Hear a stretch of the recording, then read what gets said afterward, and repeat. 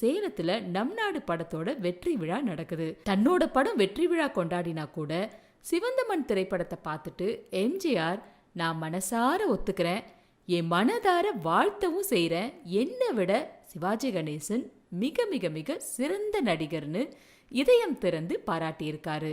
எவ்வளவு பேருக்கு இப்படி பாராட்ட மனசு வரும்னு நம்மளால கற்பனை கூட பண்ணி பார்க்க முடியாது.